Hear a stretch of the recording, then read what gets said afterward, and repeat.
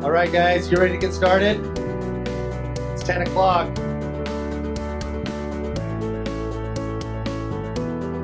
I'm super glad I put 9:30 on the start time. Thank you guys for being here. I didn't want 10 o'clock and people trickling in. Not saying you guys would have been late anyway, but this is awesome. And we do have a lot more people registered that aren't here, so hopefully they continue to trickle in. First, I want to show you in your bags, or maybe it was handed to you, you got one of these cards in your bag. On the back are a couple of QR codes. One of them is just a landing page that has all of the contact information for these amazing ladies that are up here, because I guarantee some of you are going to hear something or connect with one or more of these gals that you're going to want to further the conversation. So all their contact information will be right there, their Facebook pages, their mobile, their email. Then the other QR code on the back of this is just for another event that we're going to be doing soon. It's a top golf event. And I want to invite all of you to that in exchange for some feedback on how you think today went. You know, give us maybe a takeaway or something that you got out of today. That would be super helpful for us. And one more QR code. But this one is actually for Moms in Real Estate Facebook group page that we started. So I want to invite you all to join that. Facebook groups where you have that common ground are what make those so great, right? Because everybody in there can relate to each other, you can network, and that's what this event is for. That's why I didn't do this on Zoom. It's why it's not being streamed unless you guys are doing it to one of your friends that's not here. Because the dynamic in person, and we find this at our office when we do trainings, the people that are there in person get so much more out of it that relationships are formed. And anyway, that's why we're doing it this way. So I appreciate you guys being here. So really briefly, I don't know all of you. My name is Jeff Marchette, Marchette Real Estate Group, and Team Limitless at EXP. My wife, Lynn, over here, she's going to introduce herself in a minute. We started investing in real estate over 30 years ago. We weren't realtors at that point. I got my license in 2009. She got her license in 2014. Spent 10 years at Keller Williams, and then about 2.5 years ago, we moved over to EXP. So, why are we doing this? Part of that is because of our move to a new brokerage, and as we're building a team and we have agents in multiple states now, we want to inspire more. We want to participate in the success of our agents, and in doing that, I want to meet more people like you guys, right?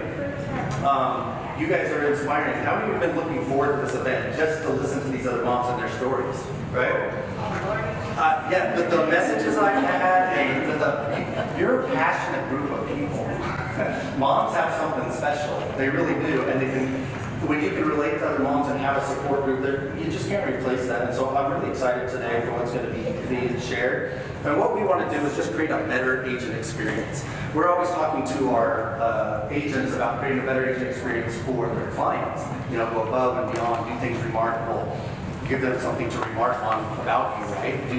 Just give them a good experience, because we can all agree some of our clients in the past have had a bad experience with another agent, not with you guys, all right? So that's kind of our theme and our talking point, is creating a better agent experience. But we want to create a better agent experience for other agents as well. I wish all could have been a fly on the wall when I had all of these panelists at my office for lunch. We really could have just recorded that, right? And then hit play. It was pretty awesome. As we shared stories and they talked about their backgrounds, things that you're going to hear today. So I'm really excited about that. Sorry, I made some notes so I don't just ramble on too much. And I need some water.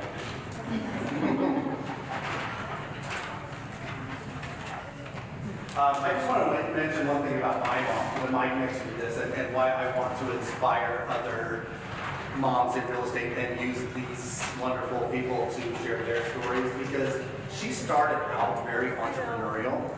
She moved to San Francisco at 17 on her own to just pursue life. And she was just going after it, moved to the big city. She ended up at BYU. She said she went to BYU to get her MRS degree. That's the only reason she went there, is to find a husband. And she did, and then she stayed. And I remember when I was younger, she made wedding cakes. She's very creative. She did wedding cakes and birthday cakes. And this is amazing detail just out of her home. she had a business where she made custom wood plaques. And she had stores all the way from Idaho all the way down through St. George, and was running her own business, but something happened, and I don't know what, because I was a kid, but she just stopped all of that. And as I got to be an adult and talk to her, my dad passed away almost 30 years ago. So when somebody's gone, you know, you get a little bit more inquisitive. When you're a kid, you don't really get to know a parent on an adult level when you're only 24 when they pass away. So I found out some things in regards to that made sense. He was, sorry, this is a little bit of a tangent, but it's important for me to share why this is important to me. Because if she would have had this, if she would have had a group of ladies to network with that were like her, she might not have got her dreams squashed. But my dad was a school teacher. He didn't make a lot of money, but all of his friends had stay-at-home wives that were raising kids. And it was a private thing for him. He didn't want her working because that affected his ego. I'm not sure what it was, but they actually needed the income, right? But she never got back to it. So if that event had happened, but yet she still had a network of other individuals that were doing things like she was, then maybe she would have lived out some of her dreams or whatever. So anyway, I lay that as a preface. I'm going to turn it over to Lynn and Ashley, my wife and my oldest daughter. They're going to be our moderators today. So they'll introduce themselves and they'll kind of take it from here. And then we're going to have our sponsor speak first. I was very purposeful in picking the sponsor for this event. She's also a very dynamic mom, so I'm going to have her share a little bit about her story first. And then we're going to go through, what we're going to do is we're going to have each panelist kind of do what we did at that lunch at my office and just tell a little bit about their background, you know, when they got into real estate, why they got into real estate, what's their family dynamic like, just so you can get to know them a little bit better. So when they're answering these questions, you can kind of see where they're coming from. And then we'll work our way through that, and then we're going to obviously do some formal questions to keep the dialogue going. And towards the end, I want to open it up to Q&A from you guys. So take some notes. We'll leave the open Q&A towards the end. But for now, you two are up if your mic's up. Can you hear me okay? Hello? Oh, yes, wait, over here. My name's Lynn Marchette, and I want to say how lucky I am to have a husband that didn't squash my dreams and my drive. He allowed me to be who I wanted to be, and when I came to Utah, I found out very quickly that I was told to be a stay-at-home mom, and I got put down for wanting to be industrious and to follow my passions, and I was really lucky to be married to someone that never squashed that and very hard to live with and very driven. And I also want to tell you I come from a real estate family. My great-grandparents were brokers. My grandma was a broker, and my beautiful mother, right here, her name's Barbara, top producing agent up in Coeur d'Alene, Idaho, if you know where that is, started a KW up there, phenomenal woman. She just really set a fantastic example for me. I never knew the woman-man positions that normal families have. It was, my parents worked together, and it was just a wonderful environment for me to grow up in. And so anyway, I love real estate, been a realtor since 2014, and this is my gorgeous daughter, Ashley. She's my oldest, and she does all my transaction coordinating. She helps me run my property management, and she also has her degree as a CPA. So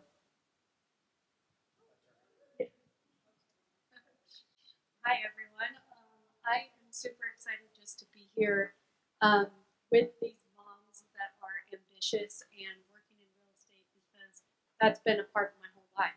My parents have been in real estate, ever since I was young, and so I'm coming from a different perspective of watching her, work hard as a mom, and then me growing up with a lot of ambition and wanting, high career goals, and then having a baby and saying, does any of this matter? All I do is care about this, young baby that I have. And so my whole career path changed, and I actually went to go work with my parents, and just navigating all of that has totally changed my perspective on life, because, as a mom, you want to be 100% in all areas. You want to, do an amazing job as a professional, but also you want to be there for your kids.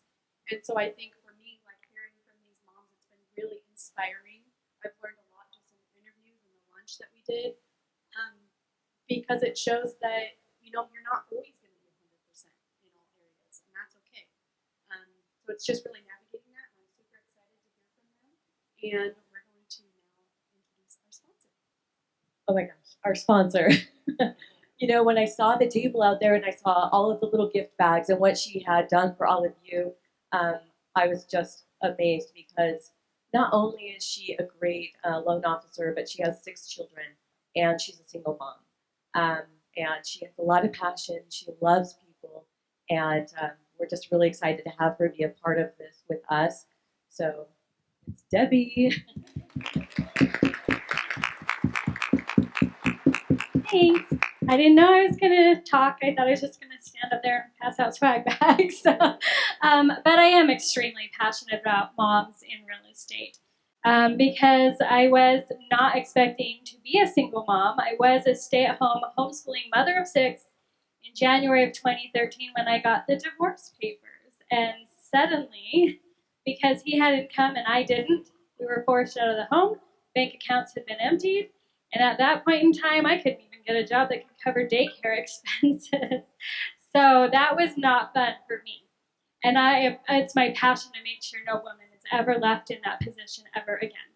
And so I do love to teach and empower people, not just in real estate, but what I did before I got into lending was personal empowerment coaching. I'm a Tony Robbins strategic intervention coach. And so I would help people with that side of things too, to just not be a victim and to empower themselves and stand up for themselves and learn how to create a life that they loved and that were passionate about.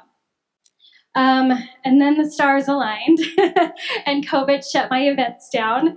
And I thought, well, I don't want to just do everything online. I'm passionate with working with people face to face.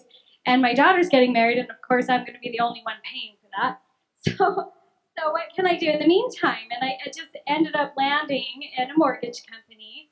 And I still did not think, as a single mom of 6, I had empowered myself to find a career like you that I could be flexible with and still be home with my kids. I was not going to be taken away from them. And so I needed to find an industry to where I could be flexible with my hours and my time and be home with my babies. I didn't have 6 kids to pay someone else to raise them. That was my thing. And so I landed in the mortgage industry, but I still was renting, and I still had not empowered myself on the financial aspect. I just didn't think that was in the cards for me anymore. The custody battle had left me in a whirlwind of debt. I was still paying off, and then so I learned about the real estate and the power of equity and appreciation, and so they taught me, and I educated me, and I bought my first place. And watching my agent go to town for me, move mountains for me, it was a very challenging deal, both with my loan officers and my real estate agent. And I just loved the passion that they had to help people, the same that I had in the industry I had already been in. And being able to buy my own place and then build the equity and just financially get in a really good, secure spot for me and my kids was so empowering. And so I've taken that, and I love to educate people. I'm working with 4 single moms right now that were in the same boat as me. They just didn't think it was in the cards for them to own their own home anymore. And so I'm working with them and teaching them, and they're going to get in, within 18 months or less. And I'm just really passionate about this. So thank you so much for letting me be here. Okay, so I'm starting. That's fun for me. Okay, I'm Sammy. I am an associate broker with EXP, and then I also have the Topaz team with Ashley and one of my good friends, Alexa. So I am a mom of twin girls who are 2.5. I actually got into the real estate world 5 years ago when I got licensed, obviously. And so I entered motherhood with my real estate license, and that was difficult because I had a huge career, and I also wanted to be a stay-at-home mom. And real estate really gave me that chance to be able to do that. I was negotiating offers while I was in labor, because it never ends. And you've made a really good point. I'm also really blessed that my husband supports me in that as well. And I love real estate because it is flexible, and I'm nervous. But I also am teaching my little girls that you can work and work hard for your family, and I want them to see how hard we are working for them, because we're all full-time moms. If you're a mom, you're a full-time mom, right? So then you just have a side career that you want to work really hard for. So real estate is my passion, and I hope I get to do it forever, and then maybe teach my girls someday like these guys. But I'm really lucky to be here and surrounded by such great empowering women, and I can't wait to hear everyone's advice. And yeah, thank you.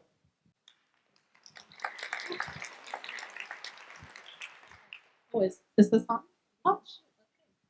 So my name is Stacy. I've been a realtor for 8 years. I do have a little 7-year-old that's sitting back there. She came with me today. Along with my guy. Anyways, so I have, with Keller Williams, I sell about 50 to 60 homes a year. I do have a team of 6 agents. So busy. I started as a single mom, and I was also started on a team, and I was told I wasn't good enough, I wasn't going to make it, I didn't dress like a realtor, I didn't talk like a realtor, I wasn't a realtor, which pushed me more to be the realtor my team leader on. So, I don't know. What else do I say? I love real estate. I'm big on single moms. I have a mom's group of about 8,000 ladies. I started it because I wanted to support other ladies. I have also another group for like real estate agents called Empowered Lady Leaders. But it's not just for agents, it's for any type of businesswoman to support them as well.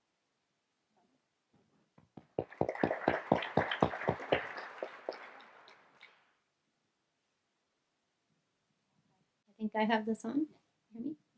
Hi, I'm Susan Boyer, and I'm a mom of 4 and a stepmom to 3. And I have 3, we call them the little niños. They're my grandchildren. And they're 5, 4, and 3. And they are living with me right now because my daughter just had foot surgery and she can't get around, and she's a single mom. And so I was a single mom. I had been married for about 25 years and got divorced, went through a lot of hard things, became a licensed agent back in 2008, been licensed in 4 states, Illinois, Missouri, Idaho, and Utah.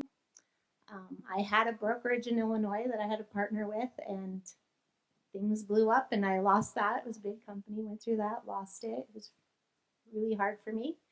But coming out here a couple years ago, I was able to restart, and I had my youngest at home with me at the time, and things have gone really well, and I've got my own brokerage again, and I've got my own team, and I enjoy inspiring others to greatness, is what I say, because I believe rising water will raise all ships, and so there's plenty of work out there for all of us, and we can all help and support each other get where we need to be, and that's what I like to see. So I don't think I have anything else right now. I won't bore you with anything else.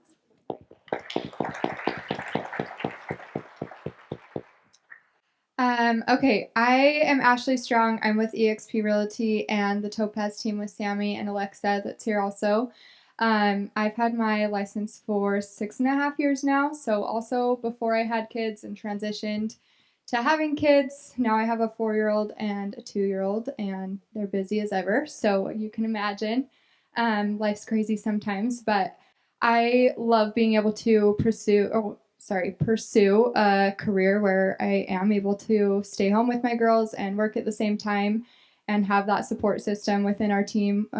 We were talking the other day about hobbies, and we're like, real estate is our hobby. Like, it's our career, but it's so fun. We absolutely love it. So if you don't have a support system, we're obviously all here. We're in the same boat. I highly encourage you, whether it's a team or not, but surround yourself with people that support you and are able to help you in this business because it's needed.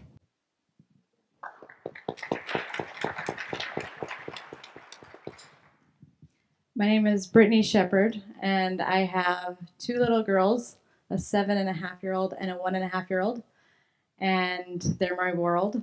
And I started getting into real estate. I actually toyed with the idea for years, have wanted to get into it for years, and have always loved it, but just kind of always thought it was like, oh, it's out of my reach. I'm a mom. But I started taking classes in June of 2020, and somehow was able to get a job with Edge Homes, and I have absolutely loved it. It is probably the hardest thing I've ever done in my entire life, but I've experienced so much growth from it, and it is a little different. I have my kids in daycare from about 8 to 5, and then hopefully I have no appointments after 5, but things happen, and I spend as much time with my kids as I can, but I'm a single mom. And so they are with their dad about 40% of the time, and with me about 60% of the time. Sometimes it's more. But it's really, it is a really tough balance. And I've learned a lot. I'm new still, and I'm learning a lot more. But I love listening to what everyone has had to say. And it's hard because when I think about looking back and seeing how hard it would be, would I jump again? But I totally would. This has been the most rewarding experience of my life, and it's hard, but it's worth it. So that's me.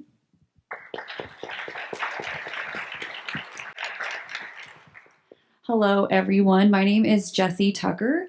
I am with EXP and Team Limitless, just on my own. Well, on my own. It's the most amazing support system, but I'm not with it a separate team or anything like that. I have had my license. I just renewed it for the first time, so 2 years. And I have a 2.5-year-old daughter and a 14-month-old son. And I was like Sammy, I was delivering my son when I was actually doing an addendum for an offer. And then I actually also had to have my mentor post my first listing because I was in labor with my son. So thanks, Eric. But I originally wanted to get into real estate after a divorce. I was married young, naive, learned a hard lesson, got divorced at 21. 21, I started talking to a real estate agent about what I should do to get my license back in Seattle, because that's where I'm from. And she flat out told me, it's a lot of hard work. I just don't know if you're ready. And I was like, oh, okay, I'll go work at the mall. So I sold jewelry for 2 years, hated every minute of it, hated having someone tell me my schedule, when to show up, working specifically Christmas hours. I'm sure a lot of us have worked retail. We all get how horrible Christmas hours are. And I would be driving home from the mall at midnight, not seeing my family, not seeing my friends. And I just had this moment where I'm like, I will not do this another Christmas. After that season was done, I moved to Salt Lake City. I did massage therapy school. I still have an active massage therapy license. I have my own business that I've been successfully running for 8 years with that. And now on top of real estate and motherhood. And so I've definitely got a fun dynamic, but I feel like the journey that I have gone on has really helped me become much more of a great listener. And I feel like if you can listen, you can do anything. And so I love real estate. I deeply regret not getting into it back in 2009 when I first wanted to, but that's okay. I'm moving forward. It doesn't matter what happened yesterday. I'm here today. And so that's kind of my little tidbit, but yeah.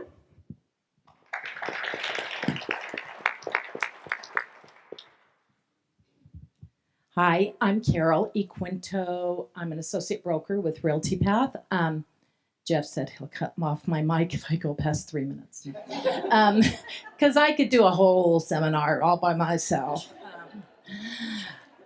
Right? So I've been in the business since 85. God. Wanda and I, a good friend of mine, I love being around Wanda because she's been in the business longer than me. And I don't feel like such a veteran. So I started in the business much like anyone else. My career has always been important to me. I worked in the mining industry in the computer department in Emory County. I'm from Price, Carbon County. And circumstances changed. There was tragedy in my house. My parents were killed, and I ended up with a 12-year-old brother and a 4-year-old nephew. And I was 21, 22. We didn't have, I was married, we didn't have any children of our own. And all of a sudden, I'm like, it wasn't feasible for me to do an hour commute each way to work and work overtime because I had traumatized kids I needed to look after, and I was traumatized myself. So I ended up getting my real estate license strictly because I needed flexible hours. That was the sole reason. And I could take care of these kids. I ended up having 3 of my own children, so I certainly had a household. In 90, I don't even know, 89, 90, I got my broker's license and bought the local Century 21 Castland company. So now I'm a principal broker of agents, and I had a branch office in Emery County. What the heck was I thinking? I promised Susan I wouldn't swear. Anyway, Susan's like, no. Yeah, grab the mic. But I was like, oh my heck, not only was I competing broker, I had a lot of agents. And that was back in the day, which unfortunately it doesn't happen so much anymore. Like I reviewed every contract. I really did. And I really mentored my agents. I never hired anyone part-time. I wanted them full-time. The majority of my agents were women. We could see right off the bat that daycare was the big issue. So I ended up opening up a daycare center in my office. I owned the building. And in one part of our office, I hired a licensed daycare worker. It was free to my agents, free to me. The kids couldn't come in and out of our offices, but we were welcome to go in there, and many were nursing or pumping or whatever the case may be. I had 2 assistants that would run kids to dancing, to whatever, that if we couldn't do it.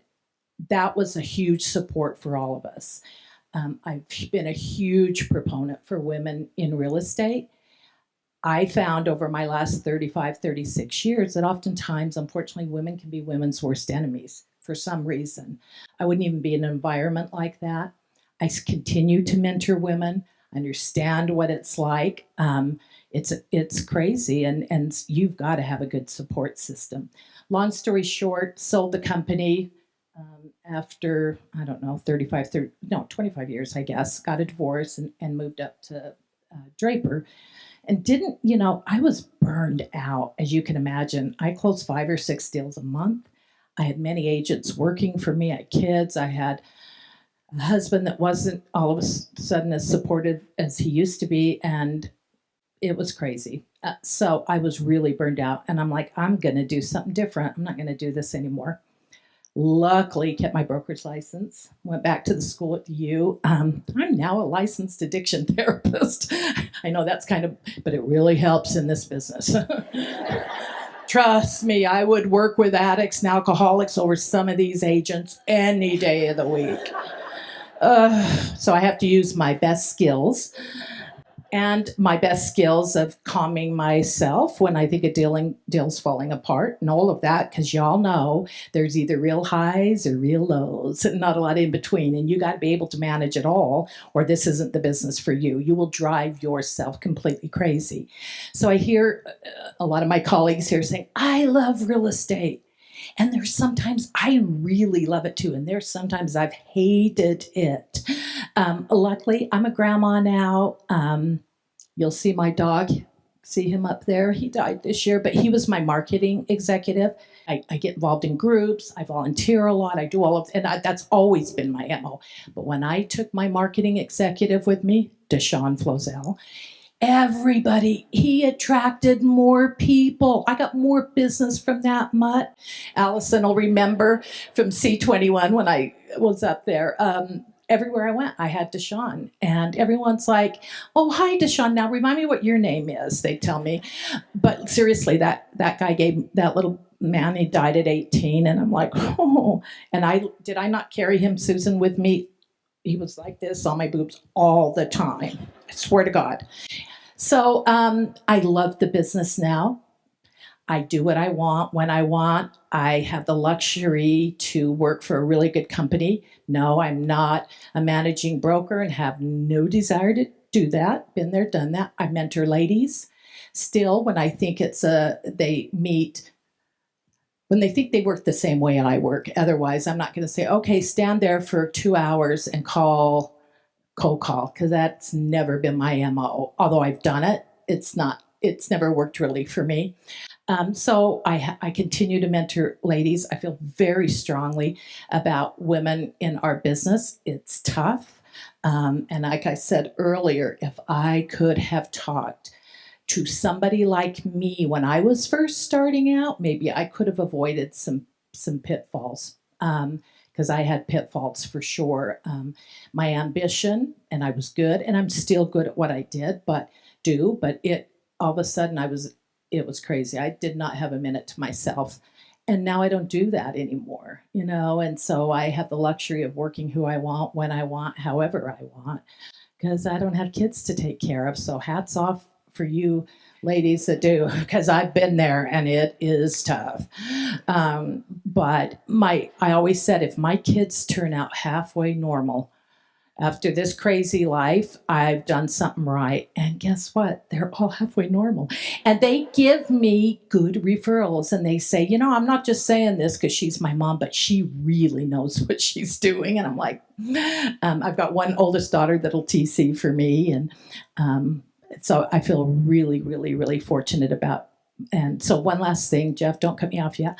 One last thing, and we'll all be around.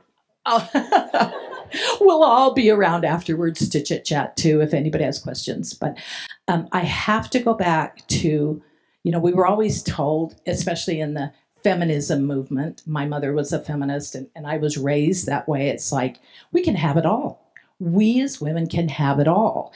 And I'm here to tell you we can't. Not all. And I have to go back to what Ruth Bader Ginsburg said, my hero. She said, women can have it all, just maybe not all at the same time. And I thought that was really good, because I was killing myself trying to have it all. The best marriage, amazing career, kids that are halfway normal, blah, blah, blah, walk my dog, exercise, look good, blah, blah, blah. And I wasn't happy. Now I'm really happy. And she was dead on right. God rest her soul. We can have it all, just not all at the same time.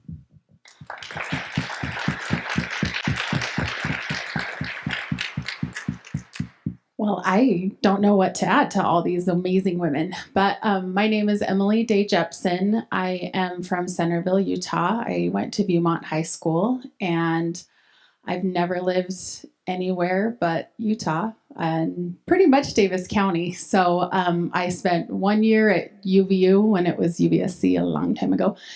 And besides that, I've lived in Davis County and I love it. I've never really wanted to move. I absolutely love Utah and I love Davis County. So I was actually graduated from Salt Lake Community, since we're here. I was here on a vocal scholarship. And then after that, when I was little, I wanted to be a mom. That's all I wanted to be, is a mom. And I wanted to be the best mom. And I wanted whatever career I could find so I could be a mom. And that's what I wanted to do. And so I went to cosmetology school right out of college. And I was like, hey, I can do this and be a mom. And I had my first daughter, who's here. When I was at cosmetology school, I graduated and then had her 3 weeks later. And then I continued to have 5 children in 9 years. And I was a mom and I had little side things. I certified in group fitness and I taught group fitness for 15 years. And then my kids turned into teenagers. And then I was like, wait, my career choice is not the best. And when we lived, I've lived in Bountiful, I've lived in Farmington, I've lived in Fruit Heights, all of those places. I was fortunate enough to marry somebody 9 years older than me that is a family friend, but he was in his career when we got married and we were able to keep our homes and rent them. And so most of our married life, we have been renting homes and we've owned about 10 to 15 properties, which is pretty good for somebody who knew nothing about real estate. in 2008, when the recession happened, the big bubble burst, we decided to do rent to owns, and we carried loans for people that couldn't get loans but had the cash. We did that for a little while I was a mom and doing hair and teaching group fitness and having 5 kids and trying to property manage. And it was just a lot. And we made a lot of mistakes with our investments. If I knew now if I could go back and do some things different, I would. But in 2017, I decided to hire a property management company. It was just a little too hard. And I thought it was just running smoothly. I only had 1 rental at the time. And 2020 happened, COVID happened, and I was trying to get a high schooler graduated. I had 2 kids in junior high and 2 kids in elementary school. So from March to May of 2020, all I did was homework. So I never wanted to be an at-home mom, at-home school mom. I just wanted to be a mom. So that was very different for me. But for the first time, we didn't get our rent. And so we called our property management company and found out that they had not checked on our property in 3 years. And we were paying every month. And tried to get a hold of them, couldn't get a hold of them. It was a big mess. And decided to hire a lawyer. And I decided to go to real estate school because I needed to figure out I needed more education. So I signed up for real estate school. We were in litigation, found out that the house needed to be gutted. It was horrible. We ended up settling, and I said, well, I'm going to finish real estate school so I can sell this home. Well, I found out that I fell into my most favorite career. And I was fortunate enough to have a husband that gave us a wonderful lifestyle. And so I was like, well, I'll just kind of do this on the side and sell a home. And I was a Century 21 for about, 2 months. And then I called a good friend of mine from high school, one of my best friends from high school who had just opened her own brokerage, Magnify Real Estate. And I just had questions for her. And I talked to her for about 2 hours. And at the end of the 2 hours, I was like, okay, I want out of my contract and I want to join your brokerage. And I was actually the first person to sign with our little brokerage, Magnify Real Estate. And she had women that supported each other. She had about 13 agents, about 13, is that right? I have a couple of them here that did nothing but support each other. And I was like, oh, these are my people. Like, this is how you do it, is you have people that support you. Most loving, educated, smart women that I have ever been around in my life. And she had this unique mentorship where it's a one-on-one mentor. And my amazing mentor, Lindy, is here today. She's ended up being one of my best friends. And it was a game changer. And then my husband was like, oh, wait, you're doing this full time now? And so I just got my license in January, and I have loved every second of this career. I did not know that I was going to love it, but it's been a hard transition with my kids. My son woke up one morning in like December and said, okay, Mom, I need my history homework at 10 and I need my lunch at 12 and I need my shoes at 2. Okay, bye. I'm like, oh, wait, I'm turning my kids into monsters. So I was like, sorry, I'm working. Goodbye. And it's been a good transition for my kids. They've really, really learned. Right now I have a 10, 12, 15, 17, and 19-year-old. And they have learned that, guess what? They're going to have to figure their stuff out on their own. And it's okay if Mom's not home. And it's been a hard transition, but they've learned a lot about it. And some of the stuff I've learned this year, is learn everything, be a sponge, put some of it on the shelf, and then use what you need to. The other thing I've learned is, just like she was saying, just like Carol was saying, we can't do it all at the same time. But one of my friends told me that being a working mom is like the plate person at the circus that has spinning plates, and they're on their feet and on their knees and on their hands and they're spinning all the time. Well, they can only spin one at a time. However, everything's spinning still. but you can only be actually touching one plate at a time. And so I've had that in mind as I've done my career and been a mom, is I'm like, well, I might have some things spinning, but I have to have my hand on one thing at a time. And when I'm at work, I'm at work. And when I'm at home, I'm at home. There's not any emergencies at home unless someone's in hospital. And there's not any emergencies in real estate either unless you're not on top of your deadlines. So that's me.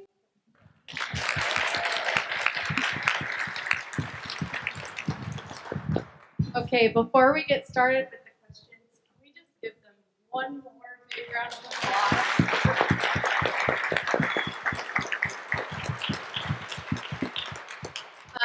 Jeff and I, we interviewed over 20 different women, and we tried to really pick a diverse group of women who have different backgrounds, different work experience, and I just love listening to all of them. When you guys registered, we had you submit questions, and so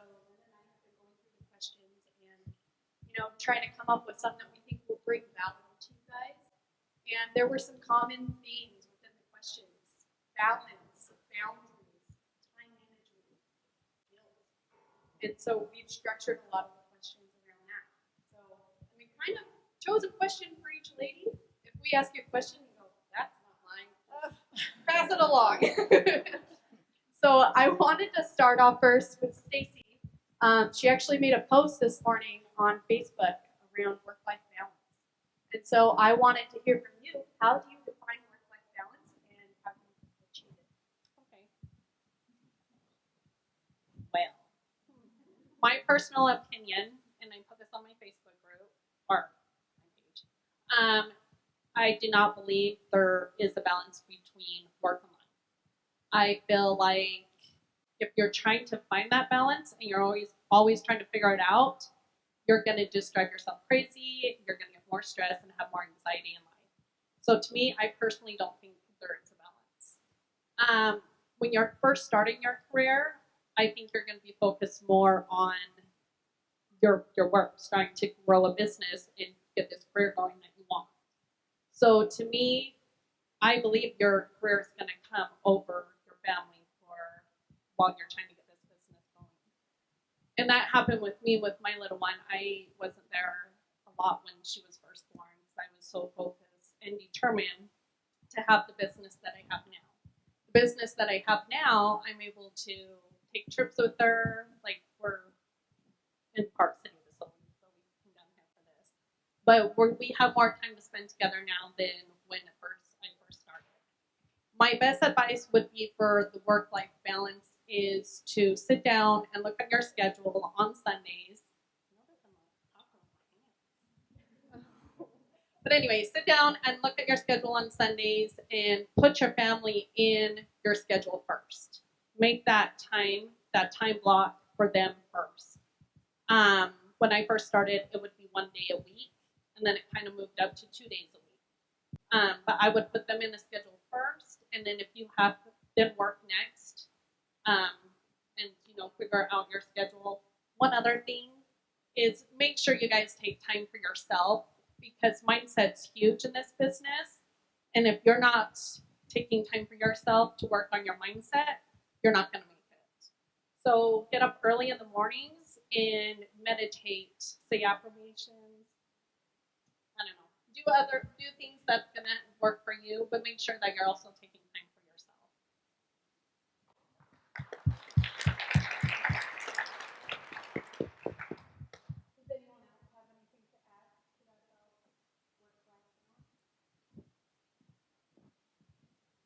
I'll say something. And maybe you have a question for this, but as far as balance goes, you are right.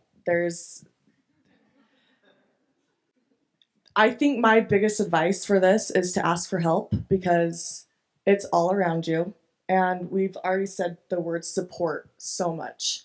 And there's always going to be someone that is willing to help you guys. Whether it's a friend, a family member. If you don't have someone in Utah, reach out to us, because I bet we do. And I do time block as much as I can, but in real estate, there's really no such thing as like, sometimes you have to just take care of your kids, or I know that there's moms that aren't here today because they have sick kids, and you can't plan for those things. So if things do come up though, and appointments and all that, ask for help.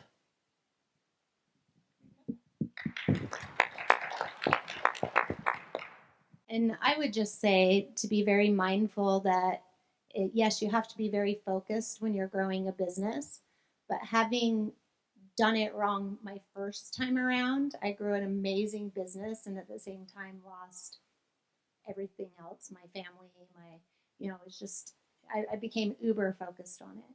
And so I would say that you have to grow in all areas. You can't just be so focused on your business that you're letting every other area of your life go, because you see those stars that they reach fame really fast and then they lose everything or get into addictions and things. And that's why that happens, is because they're handed something so great. And we have that same thing with real estate, and they lose focus on everything else. They're not grounded everywhere else in their lives. So always make time for your family, for yourself, for if you have spirituality, your physical health, those kind of things. Don't lose yourself while you're trying to achieve your goal, because sometimes you can get to the top and then have nothing left else that really matters, and you're still not happy. So grow equally in all areas of your life, I guess, would be my advice.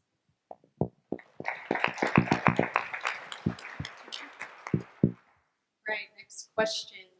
Jessie, what's your best advice or tips or tricks for working with small kids in your home? Oh, that's a good one. I would say you have to be adaptable. It's kind of funny hearing the time blocking thing with the 1-year-old and a 2.5-year-old. They're on completely different schedules that are completely opposite of each other. So I'm not at a point where I can have that, like what I view as a luxury at this moment. I know it will come, but I'm just not there right now. And so I have adapted like a working sprint, literally, where I get a phone call and I sprint into my backyard. And I know you guys are probably like, wait, what?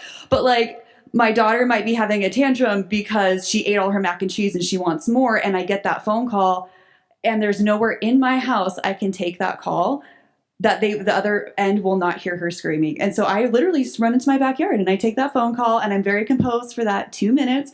And then I come back in and I mom again. And so I think the best advice that I can give is, obviously, don't put your kids on the back burner. But you need to know when it's okay to step away from them for a couple minutes. It's hard when you're like, oh my gosh, all my daughter wanted me to do was color with her, and I just got a phone call and I ignored her. That's not how she's going to perceive that. That's how I'm perceiving that for her. And so I really think the most important thing you can do is just take what needs to happen first and do that one thing. And it's going to completely be different day to day, minute to minute. But yeah, there's lots of times where I answer the phone and I'm like, hi, I'm in the car and my kids are screaming. Can you hear me okay? And I'm very transparent. I let them know that I have a toddler, I have my baby, whatever it is. And I haven't had any issues with other agents throwing shade my way about it.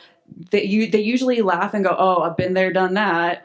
And so I think transparency and then prioritizing in the moment is going to be your best success with dealing with the little ones. And then I work entirely at home. I don't go to an office. It's one of the reasons I joined the team I did, was because it offered me the flexibility to be home first and then build my clientele around it. And so it just takes a lot of juggling and dancing. I do feel lucky in the sense that I have been doing that with my massage business anyway for the last 7 years. And so I've kind of had experience with knowing how to juggle me time, client time, chores, things like that. And so it's been a learning curve, but it's been awesome. And my kids kind of understand, like when mommy's got the phone on her face, you know, like I hold my hand up and I'm like, mommy's on the phone. And so it's teaching them, it's adapting to the moment and just making the most of what you got, basically.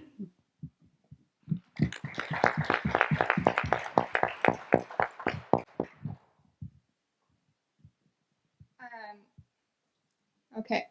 So I also have 2 young kids, and I totally agree with them. There's not really a time blocking of, hey, I can work from 10 to 1. Your kids are home. They're loud. They're doing what they want. One thing we kind of talk about, though, over at Team Limitless is we attract people like us. And in this business, it's a business of relationships. And my clients are my friends, my family. If they're not, they become those friends and family. And I'm the same way, transparent with them as far as they know that I'm a mom. And many of them are too, or like she said, they've been there, or, you know, they're young, they're laid back. So I think knowing when you need to be professional and not have your kids, but also knowing that sometimes, especially in today's world, a lot of people, one of my biggest complaints is agents don't answer their phone. And I think being there for our clients, a lot of times they would prefer that I answer and say, hey, I'm sorry, there's some background noise. I'm here for you. Or I can call you in 30 minutes when it's quiet. Most of them don't care. They'd rather get those questions answered and get you on the phone.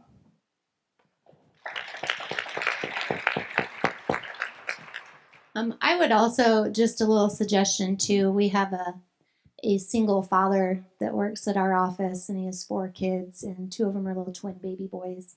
And he was saying he was having a hard time just keeping up with his paperwork and things like that in the mornings because he has his boys. And I was like, well, you know, it could be he likes to be there with his kids. Like, he's a very hands-on father.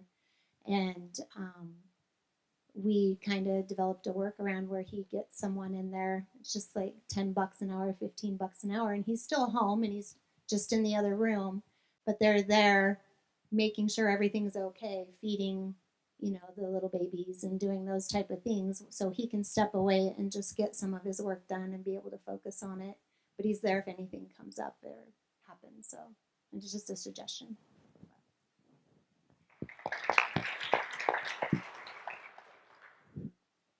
Anyone else have anything to add to all of that wonderfulness? Susan, you have an amazing story. You could also, talk all day long, but the question would be, what is the hardest thing that you've had to deal with in the real estate industry, and how did you deal with it, and how did you overcome it? Gosh, there's been so many hard things.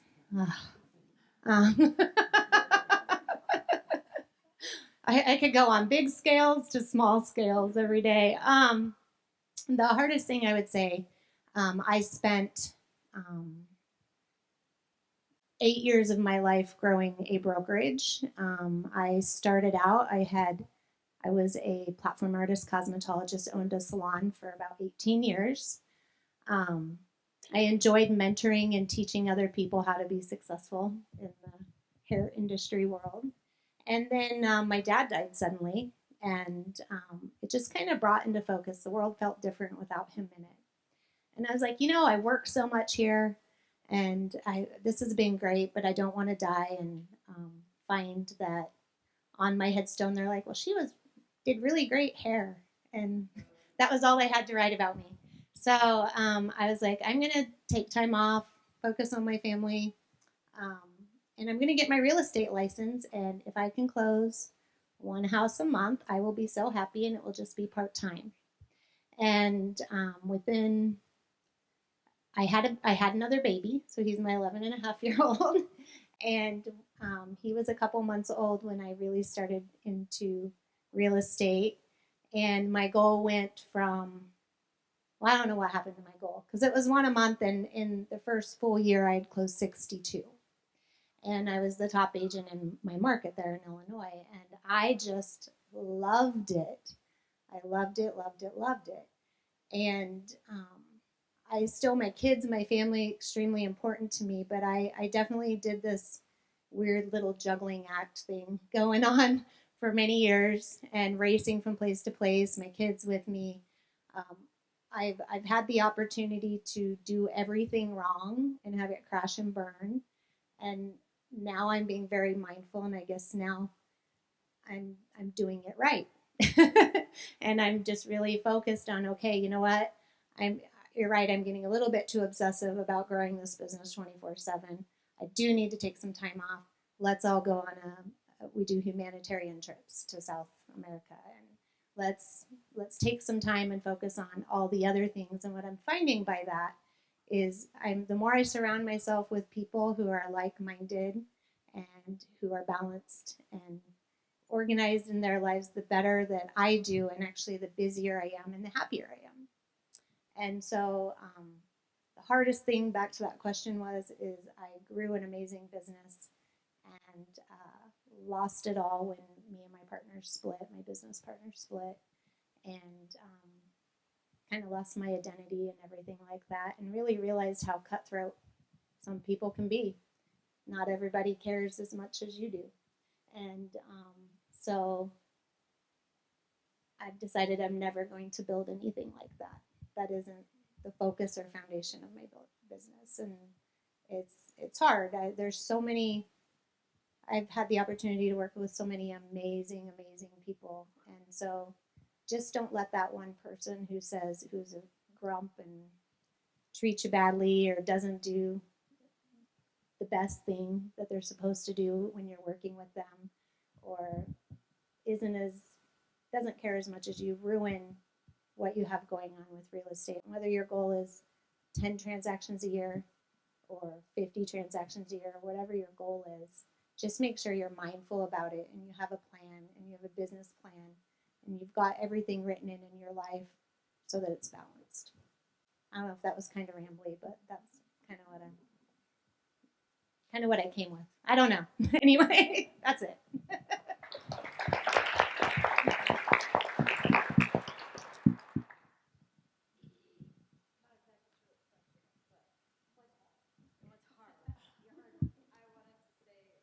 What the hardest thing that I figured out, and there's it's a roller coaster. You'll figure it out, and then all of a sudden you forget everything again, and then you figure it out again. And I think most of us, we're people pleasers. At least I am, to the core. And I think that is one of my biggest downfalls, because I had to learn that it's okay to manage expectations. As long as I'm managing expectations, and what was the other thing? It's managing expectations and not over-promising yourself. Because I can sit there and say, oh, I can do that. Oh, I can do that. And I think that this was a big turning point in my happiness and my stress levels, when I didn't just overpromise and say, yes, I can do that. I had to be realistic with myself, what my schedule's like, and say, no, I can fit you in, in 2 days, not today. It's realistic. It's not going to put my day stressed. And actually that can happen every day. Another thing that happens is when you're overdoing it for yourself, you're stressed, your kids feel it, and then your clients feel it. And if you are able to just make sure everyone fits in their right slots and make time for those things when they should, and know that you can't do everything today, I think that was a big game changer for me.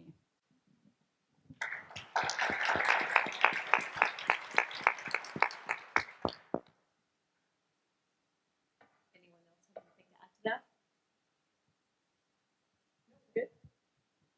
Emily, since you just started your real estate career, and we have probably a lot of ladies up here that are just starting their career, what would you say the number one thing is for them to concentrate on or do? Well, we've heard a lot of great things to do. I would probably say the number one thing is to give yourself some grace.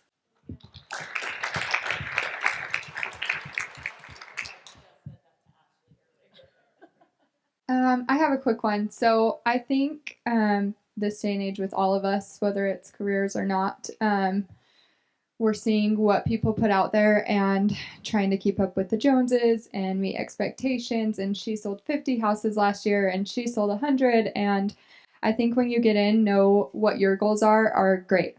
And if you want to, like she said, you want to sell 10 houses, that's awesome. The beauty about this business is you get out what you put into it. So there's flexibility not only in your schedule, but in what you do with it. And there's a lot of opportunity if you want it. And if you're satisfied with not doing quite as much, you're still great. So.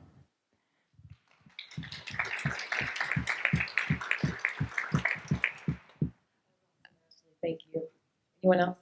I've got another little tidbit too. I think the most important lesson that I learned in my first little bit is do not be afraid to say you don't know.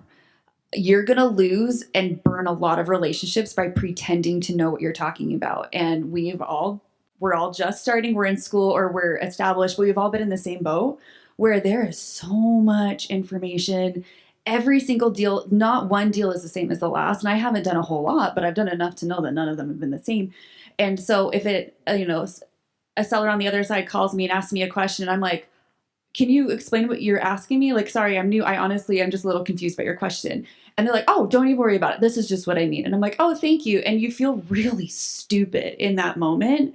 But every time I have been transparent, the transaction is closed. The other agent always says, you were such a pleasure to work with. Thank you for being clear on your communication with me, keeping me up to date just with where your buyers are. I've had like only one listing. I've only had buyers. It's been so fun in this market. But, and I really think that the agents that I see who have the ego trip of like, well, I am so smart, are the ones that burn the bridges. So just be very genuine and very honest with where you're at with your knowledge, and you will gain so much more knowledge much faster that way. Awesome. Thank you, Jessie. Anyone else? Nope. Okay, Carol. Gosh, there's so many questions we could ask you. And you were a trailblazer for all of us. Just amazed with what you did and how you thought outside of the box to make it so that women could actually have a career. Our question for you is about feeling discriminated against because you wanted to have your own career, especially in the 80s. I can't imagine I saw what happened in the 90s. How did you deal with that?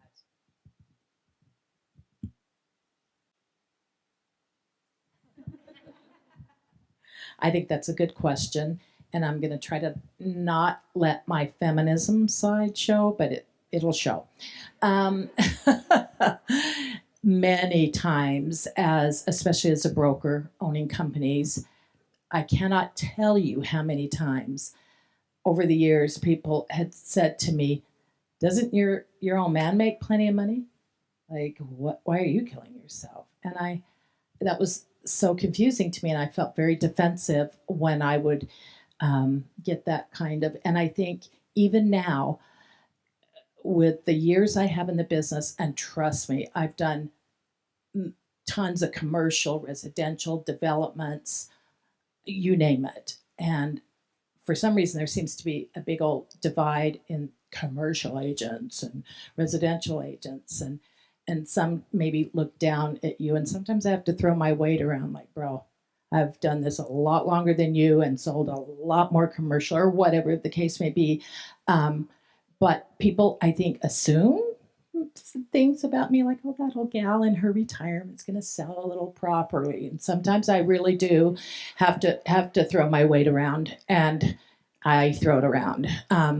But I'll tune them up in a hurry. But it's tough because we come across as very abrasive and aggressive when women become assertive. Right? Am I wrong here? And I'm very direct. I'm really nice till I'm not. And I'm very direct, and I try to be on my very best behavior. But sometimes it's really tough, especially if I'm feeling discriminated against, because all of those old feelings, it just triggers me. So I have to, whoever said self-care, I hang on a minute and I breathing and breathe in 3 and out 3, because if I say the first thing that comes out of my mouth, it's probably not good. And so if I wait 5 minutes, it's much more constructive. So it's tough. I think we've come a really, really long way, but it's kind of one step forward, 2 back. And I was raised by a mother who was a feminist, and to hear her talk of growing up, it makes me realize we have come a long way. Do I think we have a long way to go? Yeah, I do. Do I think we need to support each other as professionals, as working mothers, working grandmothers, whatever the case may be? Our business is important. My career's always been important to me.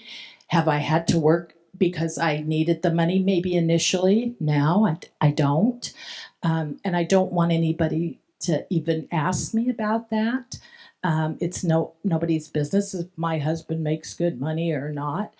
I've never, ever, my goal was never to be a stay-at-home mom, ever.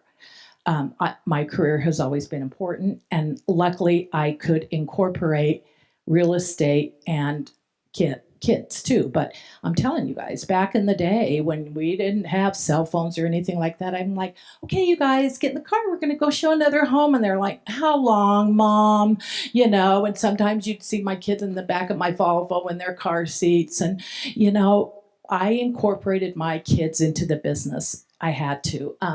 They came to work with me. They worked for me as they got older. I used to my company managed the HUD foreclosures in Carbon and Emery County. So and other foreclosures, we were responsible for trashing them out and keeping them up and all of that. So I hired my teenage kids and their friends. I kept them with me.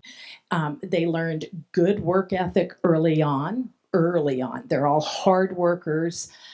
To this day, they love real estate to this day, and I'm thinking, and they don't resent me from working, dragging them along. I mean, I remember them saying, "Okay, whose turn is it to clean the office on a Saturday?" And they're like, "Oh God," And so I kept my kids with me all the time. I raised my kids to be feminists, boys and girls alike, to realize that everyone needs to be treated equally and fairly, regardless of gender, color, race, any of that. And I know we're seeing a lot of that crop up right now.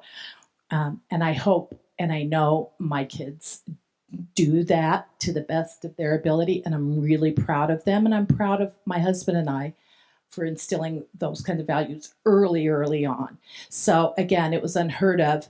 I remember when I first started at the Century 21 that I later bought. I remember going into the office, and there were all men working there, and I love men, don't get me wrong, but they all shut the door, and I'm sitting there, and I'm like, now what am I supposed to do? Like, there was no mentoring there, and luckily I was with the Century 21. Wanda will remember this. They had really good training programs, but I had to drive into Salt Lake for them, because of course there wasn't computers or online. So I took advantage of all of that. They did a 2-in-1 training, meaning if you did everything that you were trained to do, you could get 2 listings and 1 sale a month. I'm like, all right, that works.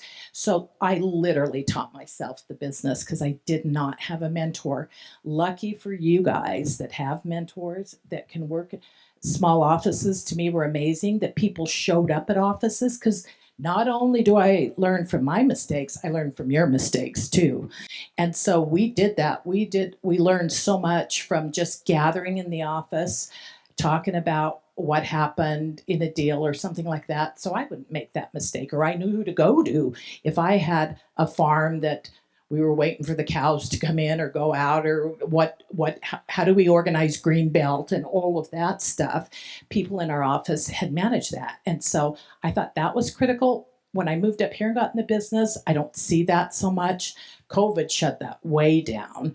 And I think that's unfortunate. I think it's a tough business. I think you need to learn and be around people that you learn from their mistakes. You learn from the way they do things that are good. And you're like, gee, I want to do things that way, or whatever. And so I'm lucky that I had the earlier experiences to get me through right now. But yeah, it's still a tough business for women, but it's doable. And now I'm like, phew, somebody looks down on me, I'm like, really? Okay, let's go. Let's go. I've got something to say. Discrimination. Oh yeah, Discrimination is tough, especially in this business, because exactly, someone will say, well, I've been in the business for 20 years. And it's like, cool. And honestly, part of the reason I got my broker's license was because I wanted to say that. I want to say, you know what? Well, I have my broker's license. So if you want to play that game, we can, but no one wants to. And I think it's really important, especially for starting off, is to be kind and to communicate with your fellow agents, because we're all in this business together. So kindness is probably my number one thing. And Lynn's probably going to say something about this, but Lynn puts a sun next to a sun emoji next to people's names if they're kind, or if she likes them, or if it was a good transaction. And before we even were working together, I had a sun next to my name. And I was like, that makes me feel so good, because I've had agents who have made me cry. It's not easy, and I don't cry like very often. But when you get talked down to, or someone makes you feel like you're nothing because you're a newer agent, you step up that confidence and you show them that that's not the truth. So confidence is key as well. So if you're getting into it, at the beginning, it doesn't matter if you're one transaction in or 300 transactions in. Treat everyone equally.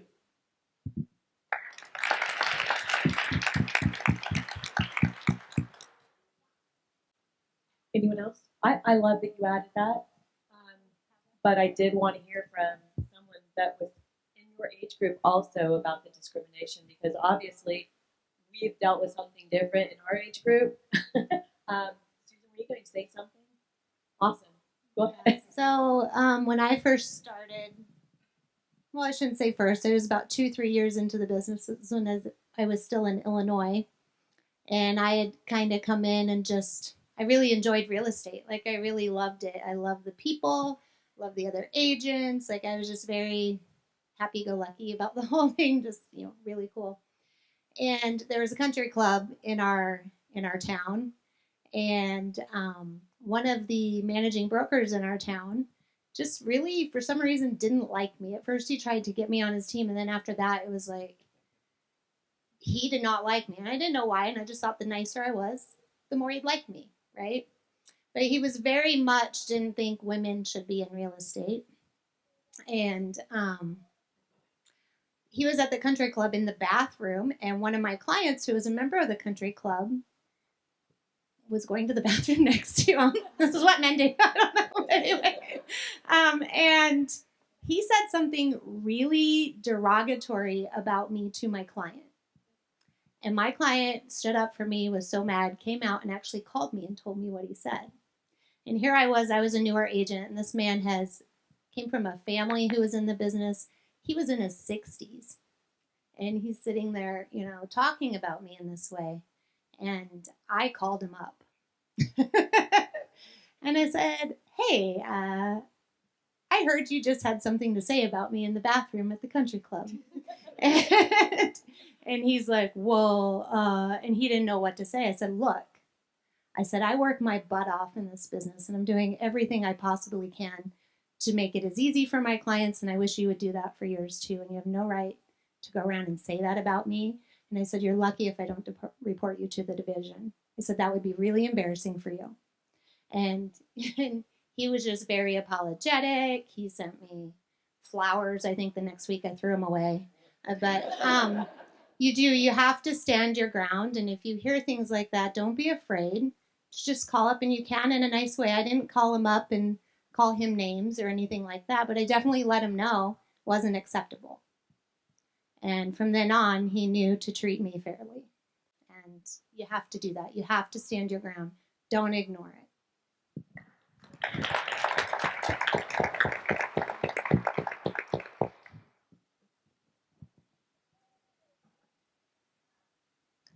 So I think that sometimes it can be a big thing, and sometimes it's a lot more subtle, and it's just a feeling.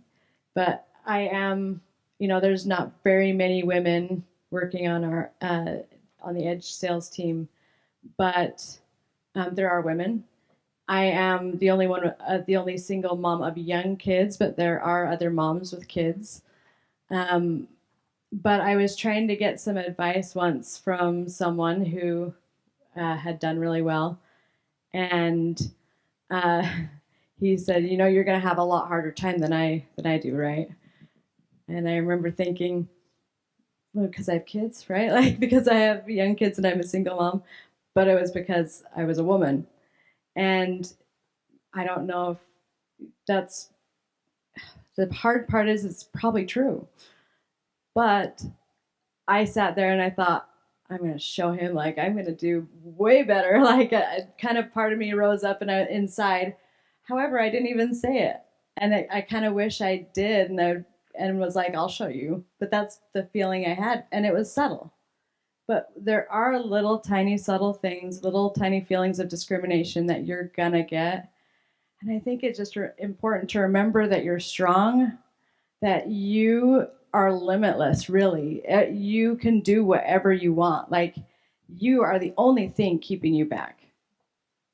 And it's hard to remember that sometimes. But you're powerful. And a lot of times we stand in our own way and we just have to show other people that we're just as much of an influence. We're just as strong. We're just as smart. We're just as capable. We're just as strategic as any of the other guys.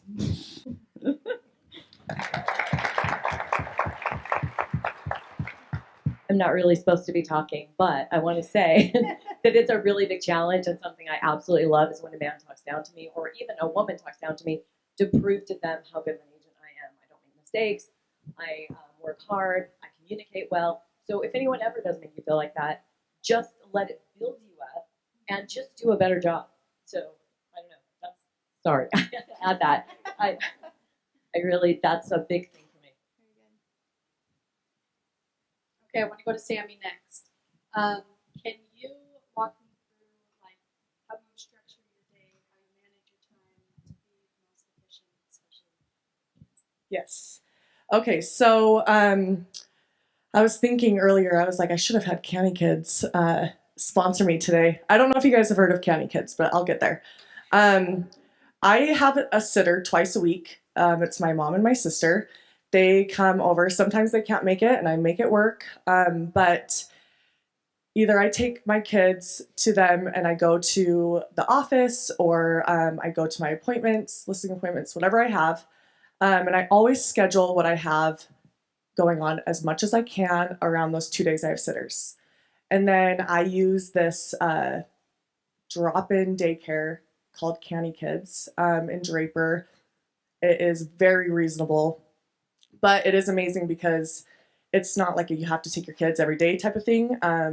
You can just text them and say, I need an appointment today from 12:30 to 3:30, drop them off. And it is a lifesaver. And I know there's a few moms that can agree with me.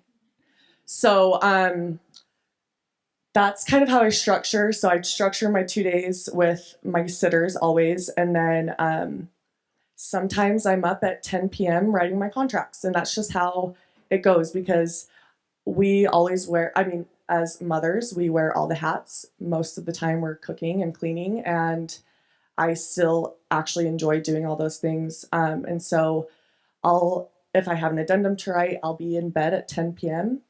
doing that addendum. And that's fine. That's how I like to work.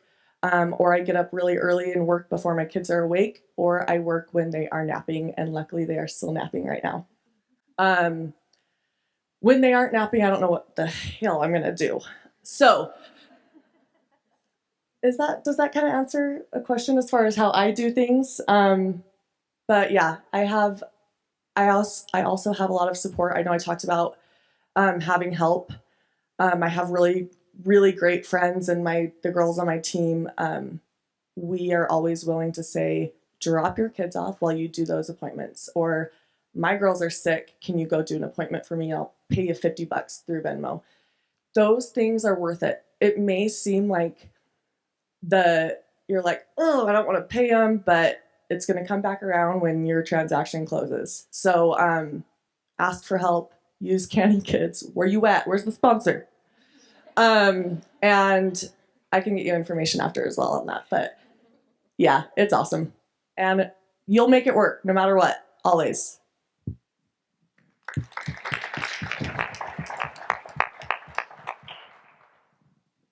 Anyone else have anything? Okay. All right. Am I talking too close? Okay, so I think also when I was first starting, because I was a single mom when she was born, up until probably this last year. But I would tell, when I had showings, I would tell my people, hey, I have my little one with me. She'll be at the showings. And a lot of people, and I would ask, it's okay. And a lot of people were fine with it. They were like, yeah, bring her with. Like, they don't care. They just want to see the house.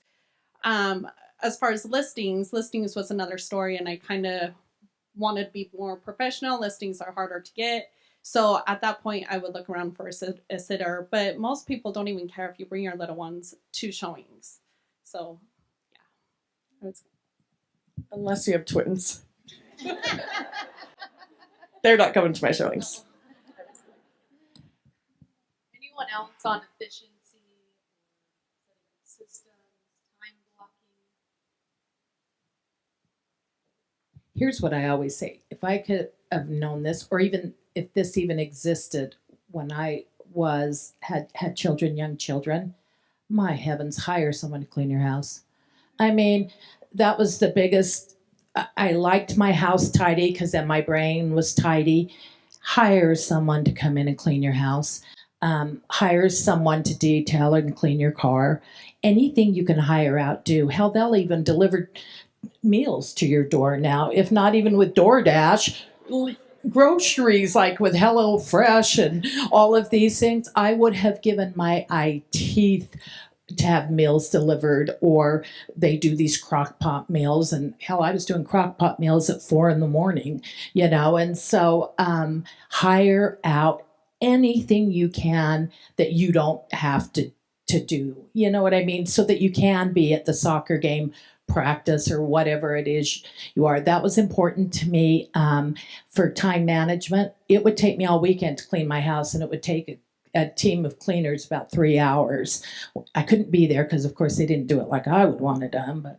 And to this very day, and I live alone, I have cleaners come in. I'm like, I'm not going to clean my own house. But that's the bougie in me talking. But seriously, whatever you can hire out. And for some reason, we managed to sit down about 6-ish for a meal at night. And that was important to us. I was raised that way. My husband was raised that way. But in this business and kids' crazy schedule alone, it's difficult to do that. And sometimes it'd be 6:30-ish or whatever. But I set the table and we sat down and had dinner. We didn't talk real estate. All the phones were off. I would have never, ever answered the phone. But then people would come to my house because I was in a smaller community. Anyway, I thought it was important to just catch up, with not only my husband, but my kids, the dog, the whoever. I thought that was important. But to think that somebody could deliver your meal and then you could sit there, like, that's unbelievable. So yeah, hire out everything in the world that you can hire out.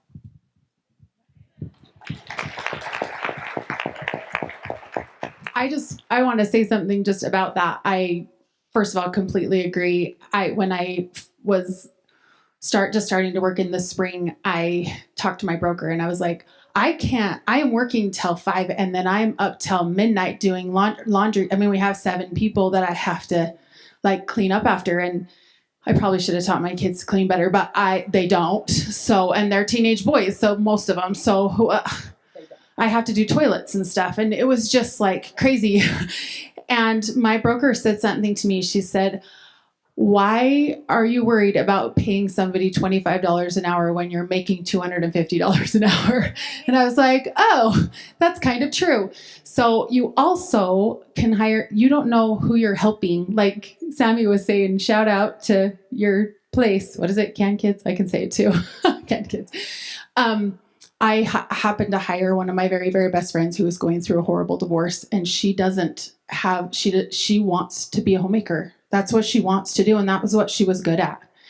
And so you're probably helping them as well. And like we said, with support, we're supporting each other, but you hiring those people. I also know a single mom that her husband left her at 65 years old, and she has no money, and she's doing Instacart. So you're also probably helping if you're hiring things out. You can also know that you're helping support that community a whole other community as well. So I completely agree with that.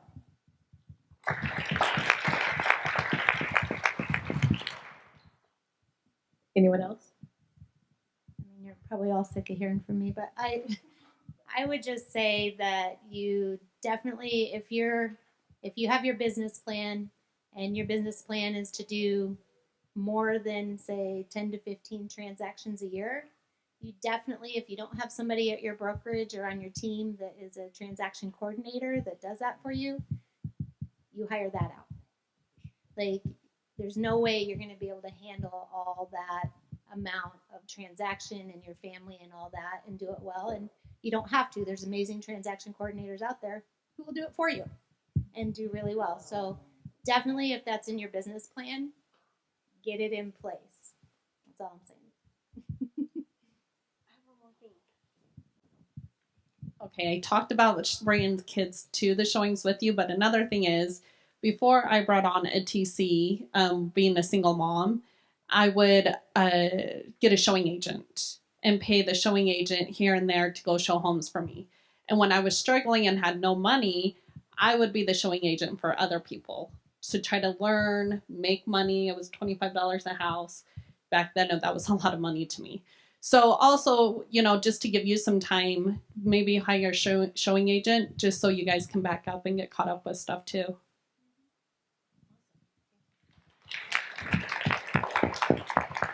Great answers, you guys. A lot of wise wisdom here for these ladies. So Ashley, we have a question for you, and this was a common question: is when you're a busy real estate agent or a mom working, how do you manage the guilt that you feel, the mom guilt, for not spending more time or being a stay-at-home mom? I guess question. That's a good one. I feel like all of us probably feel that. And I feel like the last couple years especially is everything's been closed. So I feel like with my 4-year-old, I was always with her and we went and did things all the time. And then the world closed and I'm like, my 2-year-old's never been anywhere. Like, we just never, everything was closed. And I actually had a conversation with my husband the other night and he said, you don't realize that back then you weren't, I mean, I was still working, but right now I'm trying to grow my business and grow a team, and I can't do all of it, kind of like we've all been saying.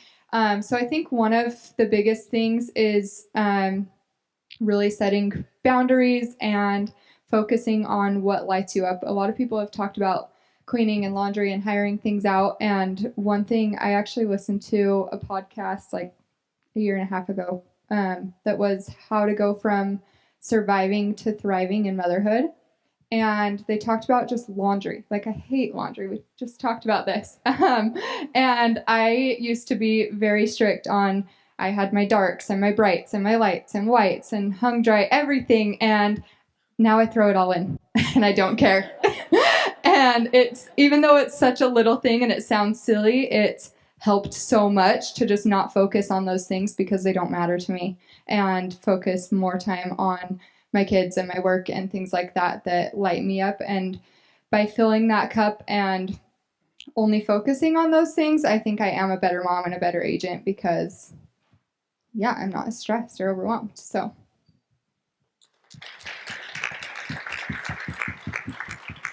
I want to say something really quick. With the prioritizing and time management, obviously you can't manage that. There's only 24 hours in a day, right? But your kids appreciate the time that you do give them, even if it's once a week and you take them on a quick walk, 20 minutes, you know what I mean? So mom guilt is so big, and my little friend group, we talk about it all the time about how we haven't taken our kids to the zoo. And it's really like, why do we dwell on those types of things when they really don't care and they're probably not going to remember? It's waking up in the morning and seeing them. That's what they love. You know what I mean? So the guilt is something that we're feeling, and we can work on it, but the kids probably aren't feeling it. They're happy most of the time. So I know I've been talking a lot, but so my boys were talking the other day and they were like, Mom, do you remember when you used to drop us off at this daycare and we called it the dinosaur gym and it was so fun and we played dinosaurs and then we went and got a Jamba Juice after. And I just remember thinking, I had the biggest mom guilt for dropping you off at that place. And they were like talking about this like fun little kid memory. And I'm like, why did I spend the time feeling guilty over that? Because they're sitting here talking about how fun and how much fun it was. I mean, they also talked about how when I used to make dinners, they're like, remember when you used to make dinners? I'm like, yeah. But it's okay. But I thought it was so fun because I was like, I cannot tell you the hours I spent feeling guilty over putting them in that gym daycare. And then they're like, this was so fun. And we went and got all this stuff and it was fun after. And I was feeling bad because I wasn't taken to the zoo. And I'm like, oh, okay. I wish I wouldn't have felt guilty about that. So.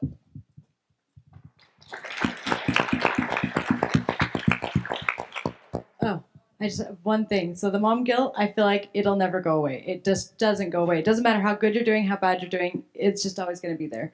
But one thing that I really have liked is that I try to spend as meaningful time as I can because I don't get a lot of it. I really don't. Like I take them to daycare in the morning and then sometimes I'm home by 6 and then I get 2 hours before bedtime, which I'm really bad at because I like spending time with my kids. So my 7-year-old is up till 10 at night some nights. And I'm okay with it because I need that time with her and she needs that time with me. But I have a 7.5-year-old and a 2.5-year-old, which is like really hard because it's such a big gap. They're both wanting to do different things. But I want to make sure that like I am present for that time. So there are times when I have to take a phone call. But for the most part, I really do have work put away. Like I have to because I have to let them know that they're important for right then because I don't have a lot of time. They're at daycare too much. And I have to have that one day a week with them. And it's Sunday, and that's just the day that I get to spend with my kids. I asked my ex-husband if I could just always have Sundays so that it could be my kids' day, because they need a whole day with me sometimes, but they really do love daycare. Like, they love daycare. So when I have them a whole day, they go, can I go to daycare yet? Like, no, it's my time. But, we paint, we do weird things. Like yesterday, I bought these like ceramic giant Day of the Dead skulls just because they looked super fun to paint. And I was like, great, let's get some paint and we'll paint these. And it was a huge mess and it took a long time to clean up, but it was fun. And it was something actually old me probably wouldn't have wanted to deal with because of the mess, but it was so much fun for my little girl. And we got to just sit there and play. And then after I put them to bed, I usually end up working till 1, but it was worth it. So.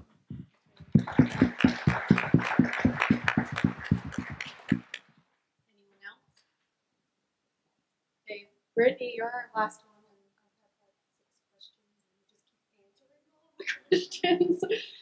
And so one thing that we haven't really touched on as much is setting boundaries. And so I'm wondering if you have any advice around setting boundaries with your clients, especially when you have that separate time that's for your family.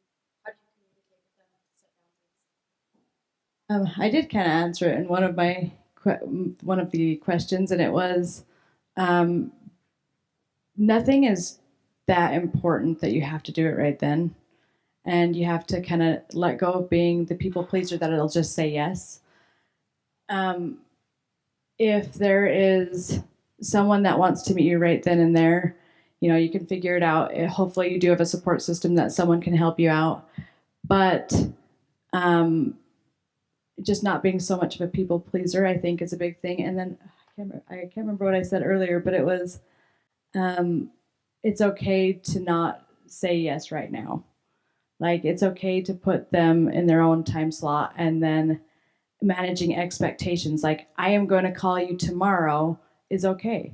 As long as they know that you're going to call them tomorrow, it's okay. You don't have to answer their questions now. So managing expectations for me is one of the biggest things, I think, that helps me. it alleviates every stress. I think that if someone wants something now, I can just say, I'm sorry, I don't have the time for it yet. I can do that tomorrow by 5. That can get me in trouble sometimes too, though. Setting a time frame on things is kind of hard for me as well, because I feel like, and if I don't get it by 5, I'm like, oh my gosh, I am a loser. I didn't get it by 5. And then they're probably waiting and they're watching. They probably aren't, but I think that they are. I think that they're watching the clock and waiting for it by 5. But I try not to set times. So I try to set, I'm going to be able to do it then, and just making sure that they have clear expectations. But I think that's just it.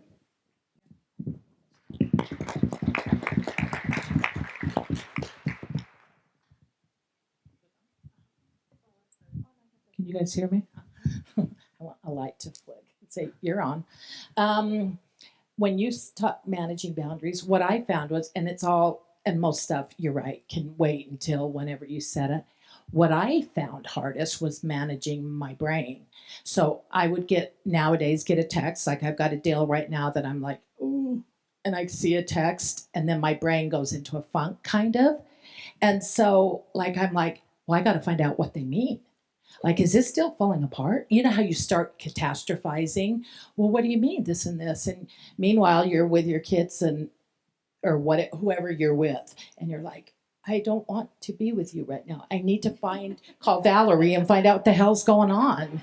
Do you know? And so my biggest thing was managing my stress level in my brain. Because if I'm with my kids or we're with the kids and whatever, and I don't want to be there, they know it. If they know I'm somewhere else and I'm not present, they know it. And I don't care what I try to do, it doesn't alleviate that mindset. And so I quickly take care of it, just because it eats me alive. I can't have fun. I can't whatever, especially, I mean, I've been in the business long enough to separate the good from the bad, but my brain does crazy things. You know what I mean? I'm not going to wait to call Valerie back, because I'm going to lose my shit between now and then. So, sorry, Susan, I swore. But I think that, she made me promise. But I think that's hardest is to control, and the same thing with guilt. It's our mindset, really. And I have to remind myself over, and I'm really doing the best I can. And I think every mom here, every mom there, are we not all doing the best we can considering the circumstances? And it all sorts out. My kids are really amazing. I'm here to tell you on the other end, and Lynn could tell you that, on the other end of things, they're going to turn out okay. And remember the daycares and, all of those kind of things. But I got to get this in a good place. So I think good therapy and meds.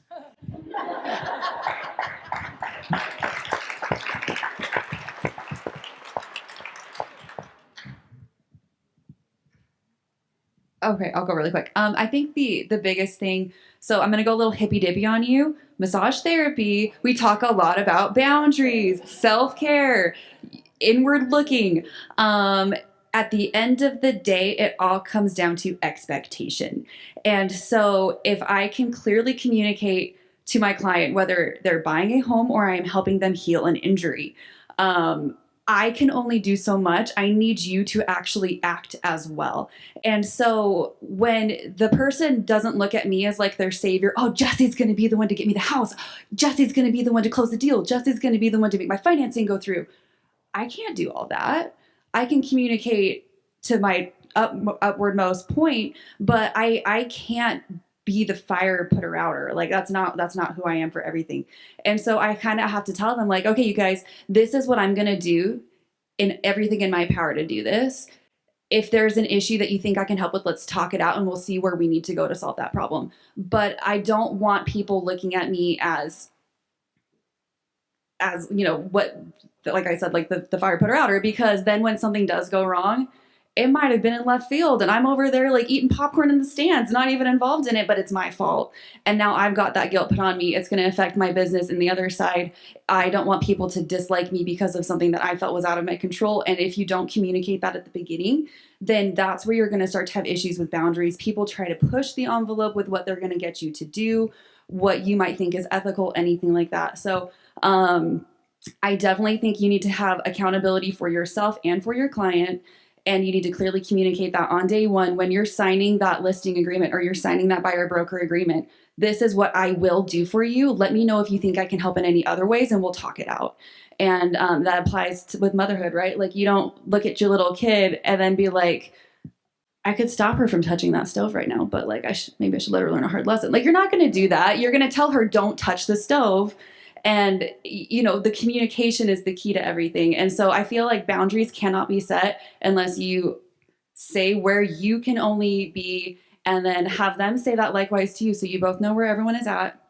And then from there, you're going to be able to move on and find a team, like a lending officer, an escrow officer, a home show or whatever it is. Find those people who you can trust, who have the same boundaries and same limitations or whatever it is, that you can then fall back on.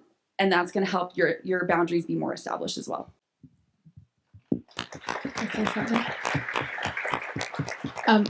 Can I also say something about that? So we're all moms here. So we've all done learning with logic. I don't know what it's called, or maybe I'm just old, but it's this like parenting thing about like you putting things back on other people. I have not used that. I took all the classes and did all the things, and I've used that more in the last year with my clients than I have ever with my children. So also, like what you were saying is putting it back on them. I just had a client call me and say, wait, did you get me a home warranty?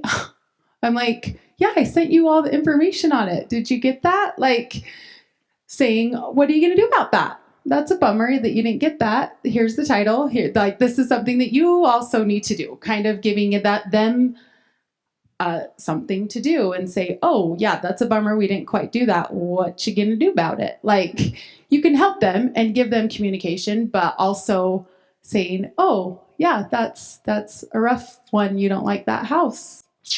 What you gonna do about that? Like just kind of putting it back on to them a little bit and just teaching them. I feel like that you teach people how to treat you. And if you're always saving them all the time, then that's how you're going to be treated. And that's the kind of respect that you're going to get from people. And if you say, I'm sorry, I can't help you right now, I'll help you tomorrow at 5, then I feel like people are going, oh, she's super busy. I must have a really great agent. Like it's just kind of, I feel like that's a good boundary too. So.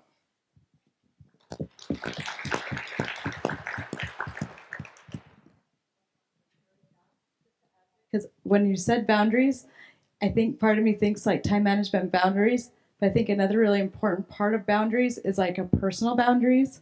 Like if you're sitting in a model home and a guy comes in and he thinks that you're not going to put him in his place and he's going to start saying things he really shouldn't. I think another thing is to be able to shut things like that down and let them know that we need to be respected, you know what I mean? But at the same time, still being nice so that you don't get in trouble or something. But I'm pretty sure we wouldn't because, people understand. But being able to be clear with your client that that's not okay. That's one of my boundaries as well, is being able to, and actually I practice it because I feel like that does happen a lot. And we can fall into like being just too nice and you know what I mean? And I think that actually makes it harder. And so when I thought about boundaries, the first thing I thought of was like my time, but that is like one of my hardest things. And sometimes I'll be stuck with a client for weeks and I'm like, oh, why didn't I just be like open and honest at the very beginning and shut it down and stop being so nice about it. And it just gives me 2 weeks of problems. So, being open and honest and clear about your boundaries and that you're professional.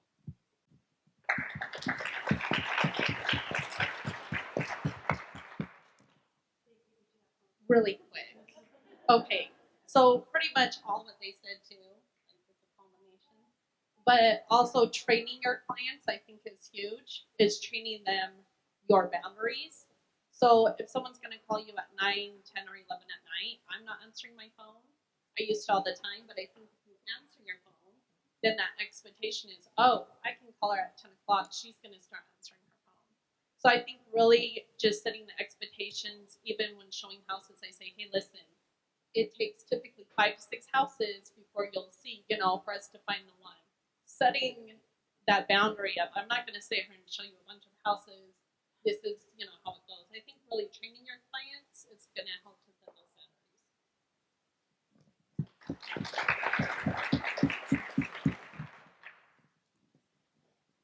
Okay, now we're going to open it up to questions. So just raise your hand and I will run over the mic. I'm going to start. Okay, as women, it's scary, especially if you're showing to men. I don't know if you have ear pods, but if I feel uncomfortable, one, I always tell my husband or your sister, if you're not married, it's fine. If you have a sister or mom, let them know where you're going. And I always tell my husband my locations. And then if I'm feeling uncomfortable, I wear my AirPod and I have my husband on a call. And we have a safe word. If I'm talking to that person and it's starting to feel uncomfortable, he knows. So I have been in that situation where I've shown a home and there was 2 men and it just didn't feel right. It didn't feel right from the beginning. I probably shouldn't have even shown the home, but you do that when you're new. And I'm so glad I had Taylor on the call. Nothing happened, thank goodness. But ear pods, something. Always share your location for someone. Let them know what area you're going to be in. And then, like we already talked about, setting those boundaries and saying like, oh, my husband is actually in my car waiting. Like, I don't know. You can say anything you want, but make it clear that you're protecting yourself.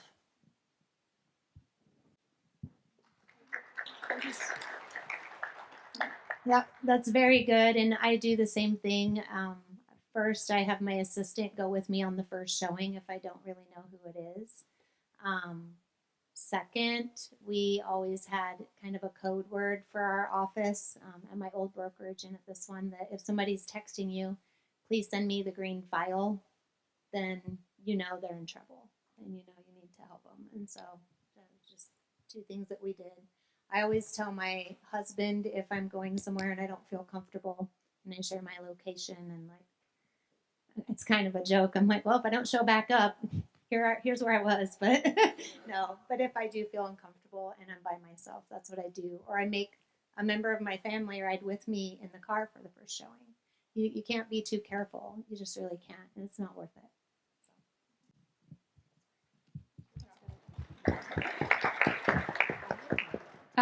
I have something with that too. I've also had my husband drive with me before. I always send location. There's been times where I've snapped a picture of the license plate number once I got there of their car. But another big thing that hasn't been mentioned, and obviously it doesn't guarantee anything, but before you go to show someone's house, get them pre-approved. I just think having a background, they're pulling credit, they're looking into this person, they're not giving you a fake name, you're literally pulling it for them. Just also kind of gives them some accountability that you know who you're going with.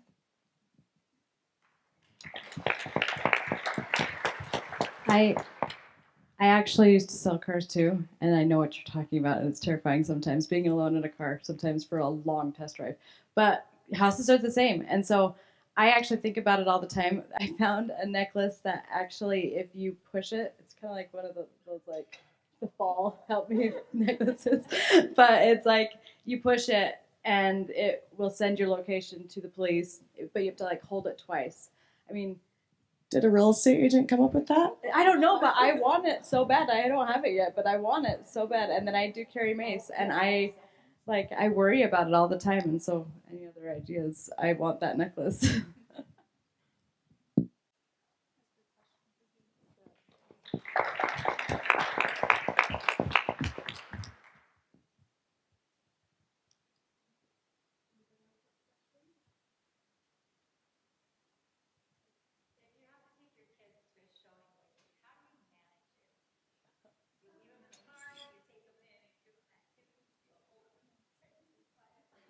warn them, threaten them, bribe them.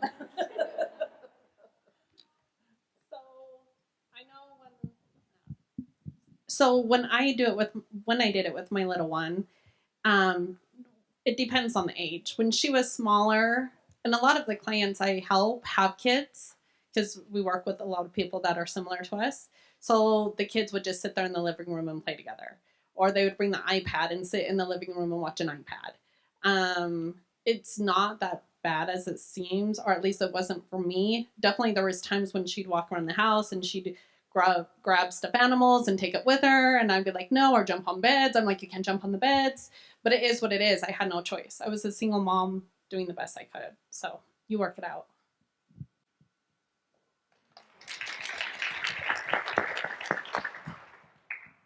I guess I can add to that too, because I've had to take my crazy daughter a couple times. When the home is vacant, it's a dream because I just let her run wild. There's nothing she can touch or ruin or destroy or, defame. It's great. When the home is very well dressed, especially with like the senior clients, I've noticed they have so many cute little breakable things on nightstands and low coffee tables and things like that. I hold her with all I have. And I will tell you, by the time I get back to my car, my shoulder is cramping and she's really mad at me. And I just keep telling her, we're going to get an ice cream cone. We're going to get an ice cream cone. Like, find the thing that your child will thrive on. My daughter, it's ice cream cones. She'll do just about anything if she knows she's going to get an ice cream cone. And so, and then always follow through with it. The one time you don't, if you forget and you go straight to like another showing or something like that, like, all hell will break loose. At least if you have a 2-year-old. So definitely, I think you just kind of need to read the home, communicate with your client too, just let them know like, hey, we can book the showing at the time that you need, but is it all right if my child comes with me? I've never had someone say no. It's always been fine. But yeah, and then just definitely be so aware of the space, because you don't want an angry seller if your client loves the home because your child broke that vase that their great grandma gave them, and your client now wants to submit an offer, and you're like, oh yeah, I'm that agent that just destroyed your prized possession. So I think it's just kind of being really smart and clear, and start lifting weights or something, because I tell you, nothing is more strong than a feisty 2-year-old. So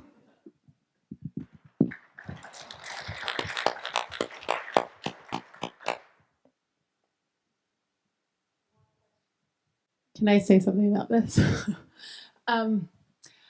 Like I said before, I was trying to do both things, and I was able to hire some things out. But people talk a lot about self-care, take an hour a day.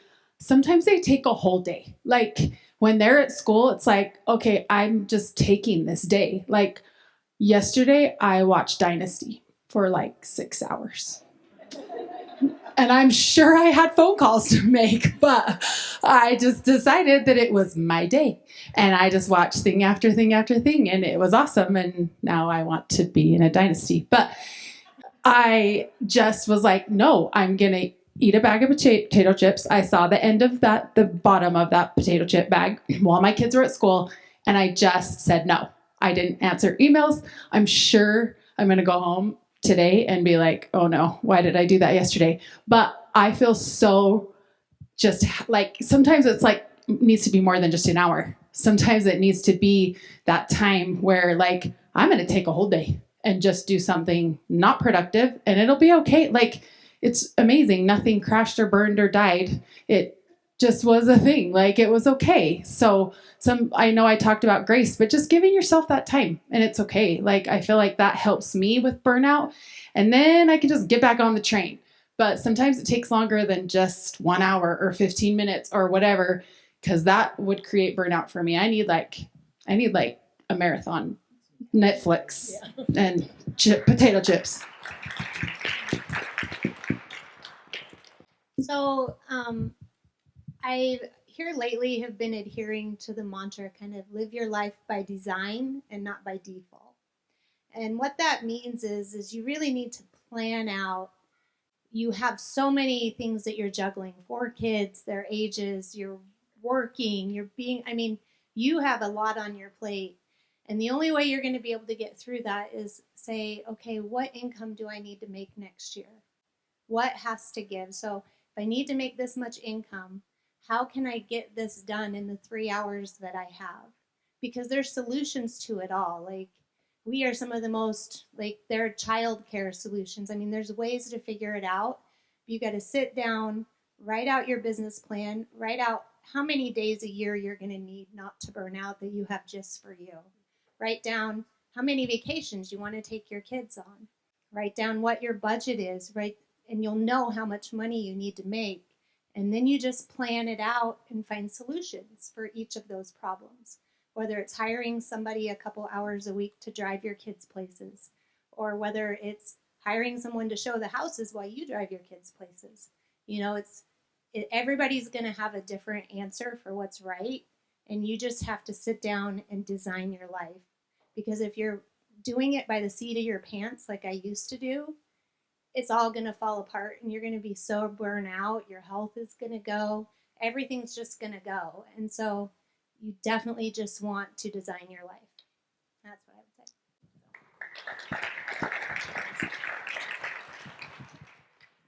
I think if that was your one takeaway from this, I mean, that's a big takeaway for me, is to design your life, because a lot of times when we're really busy agents, we're just reactive all the time. We're just reacting to everything that comes our way. And so I love that. Thank you. You guys are amazing. I do want to get a feel for like who's in the room. So since we're all kind of collaborating together and spending time together, who are brand new agents in the room? Awesome. And who are agents that have been longer, I guess, in the industry, longer than 2 years? No, there's some people that are thinking about getting their license, right? Do we have anyone in here that's thinking about it? Awesome. Great value. Thank you. I know Jeff has some things. Well, hey, we can do a couple more questions, but some of you might, hey, I got to go. It's noon, so I want to make sure that I got a couple of things I need to do before you head out here. But wasn't this awesome? Isn't this good? Don't you think we need more of this in our industry? This is a little bit different than going to a CE class and kind of paying attention, or at least signing in and being there the whole time so you can get your credit.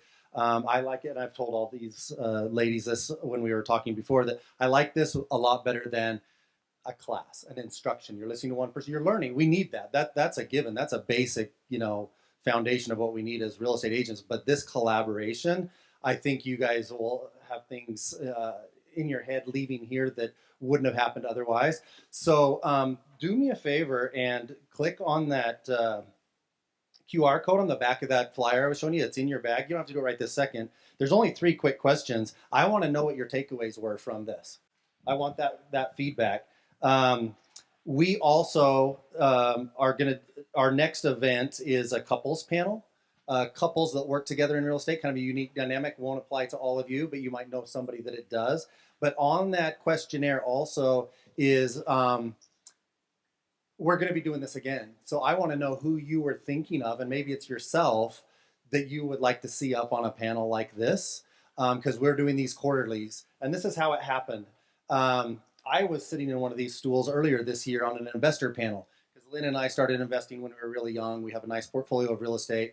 So I was up on this panel, and we were both invited to be up here, but she said no.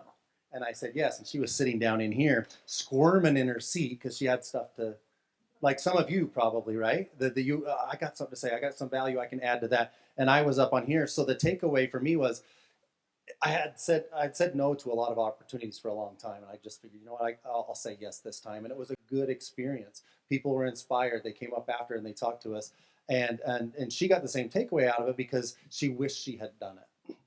But that led to us being invited to speak to one of the local RIA groups and tell our story and how we've been together over 30 years. We had started investing in real estate property, and we owned a big portfolio at a young age, and they wanted to know that story. But the biggest takeaway that we got was people didn't really give a shit about, I can swear too. They didn't really care as much about that as the fact that we did it together as a couple.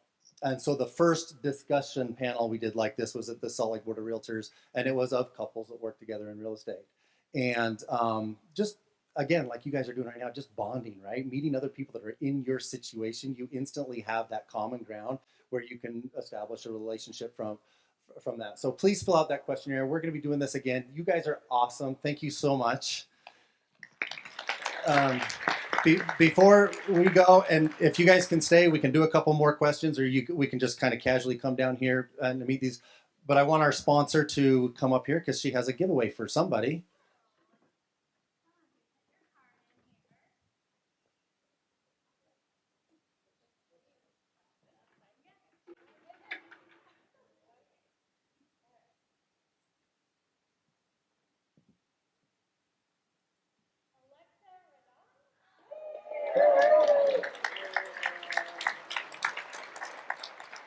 Okay, one last thing. My friend Dave here asked me if he could have just a second of floor time, something personal going on in his life that he wanted to bring up while he's got a little audience of some amazing people right here. Thank you, guys. First of all, give it up for Alice again. That was amazing. Absolutely amazing. Second, give it up for yourselves for being in this room, right? For real. A lot of amazing wisdom shared today.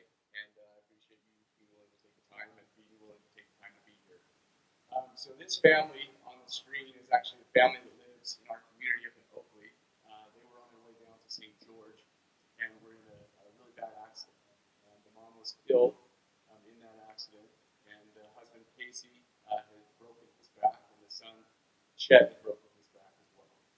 And so as a community, we've been rallying around them to support them however we can. We put a GoFundMe campaign together, and I just would reach out to you if you have anything extra right now to be able to contribute. Doesn't matter if it's $1. Anything will help this family. I can't even imagine, again, being in this audience here of amazing women, what that would be like to lose a mother. So anyway, if you have, some funds you're willing to contribute, that'd be awesome. If not, just drive safe out there. This is an amazing time right now with Thanksgiving and Christmas. Look for opportunities to donate and help.